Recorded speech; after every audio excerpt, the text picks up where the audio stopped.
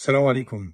ازي حضراتكم؟ يا رب تكونوا بخير. النهارده في موضوع مهم ترند بقاله كام يوم، وهو موضوع الفراخ. ناس تطلع تقول يا جماعه بلاش فراخ الفتره ديت، البيض الفتره ديت، على اساس يعني ان رئيس شعبة الدواجن قال ان في بعض الفيروسات اللي موجوده حاليا في الفراخ. وخلينا نفهم الموضوع، لان مش كل الكلام اللي بيتقال على السوشيال ميديا بيكون صح. طبعا احنا عندنا اوقات معينه من السنه بيحصل فيها نشاط لبعض الفيروسات، خاصه مع تغير درجه الحراره. يعني عاده في الصيف بيكون الاصابات الفيروسيه عند الفراخ او عند الدواجن بتكون اكتر شويه. ولكن عايز اوضح نقطتين علميتين مهمين جدا. هل كل الفيروسات اللي بتيجي للدواجن ينفع تيجي للإنسان؟ أو لو جت للإنسان ينفع تعدي الإنسان؟ أكتر من 98% من الفيروسات اللي بتيجي للدواجن، طبعا مش الدواجن لوحدها، المفروض بقى الفراخ والكتاكيت كمان يعني وهي صغيرة، بشكل كبير هي ما بتأذيش الإنسان ولا بتقدر تعيش جوانا وتسبب لنا أمراض، باستثناء فيروسين. واحد كان إنفلونزا الطيور، وده كلنا كنا عارفينه لما ظهر سنة 2006. في متحور تاني منه ظهر سنة 2016، ولحد النهارده مفيش أي إثبات لحالات جت للبني آدمين. فأول نقطة نهدى خالص، ما ناخدش الكلام على أعصابنا، والدليل على كده إن هو نفسه الراجل رئيس شعب الدواجن لما اتكلم ما جابش سيره اي خطوره. النقطه الثانيه، لما نيجي نشتري الفراخ مهم جدا لما نيجي نشتريها نجيبها من مصدر موثوق، بتكون الفراخ قدام مننا مذبوحه، ما تكونش فراخ اوريدي يعني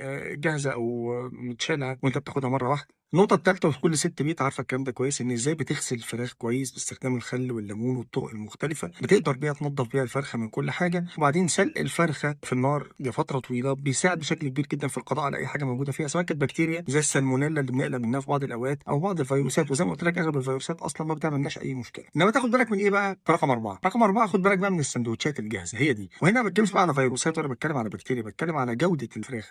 لأن عندنا الساندوتشز الجاهزة أنت ما بتشوفش أصلا الفراخ لما اتعملت كانت عاملة إزاي، مصدرها عامله ازاي، هل كانت يعني مصدرها سليم ولا كان مصدرها غير سليم، مخزنه صح مخزنه غلط. وما ننساش دايما ان كده كده الفراخ بالنسبه لنا كواحده من اللحوم البيضاء، واحده من افضل مصادر البروتين، اللي في نفس الوقت كمان الريسك او فرص ان هي تسبب معايا ارتفاع في اليوريك اسيد قليله جدا، في الوقت نفسه كمان بتديني بروتين عالي الجوده والقيمه الغذائيه. وبالتالي مفيش حاجه اسمها ابعد عن الفراخ، في حاجه اسمها اختار الفراخ صح، نظف الفراخ صح، اطبخ الفراخ صح. غير كده الامور ان شاء الله بسيطه ومش محتاجه اي حاجه. نفس الكلام يسري على البيض. انا علاقه البيض معايا بالفرخه هو ان في احتماليه لو الفرخه مصابه ببكتيريا السالمونيلا، اللي هي لا قدر الله اسباب الحمى التيفوديه او التيفويد فيفر، بينزل غالبا البكتيريا دي بتنزل جوه البيضه. فالبيضه لما تيجي تتسلق او تيجي تتعمل على النار مقليه او اومليت، لو ما تسوتش على النار كويس وطبعا فيها سالمونيلا، هنا بقى في فرصه ان احنا نصاب لا قدر الله بالحمى التيفوديه. ولكن دايما بقول حتى للناس كده على طول، بلاش يا جماعه ناكل البيض عيون، يعني لازم نسويه شويه. البيض اللي مسلوق نص سوا او ربع سوا ده مش احسن حاجه. يعني البيضه تتسلق كويس، البيضه تتعمل على النار اومليت كويس، تتقلى سكرامبلد كويس، طول ما هي اتعرضت للنار درجه حراره كويسه وعدت درجه حراره ال 70، فرص ان يحصل عندي مشكله من السالمونيلا يعني مش موجوده خالص. كده احنا فهمنا موضوع الفراخ واطمنا، شفنا كم موضوع البيض واطمنا. فمش اي حاجه بنشوفها او اي حاجه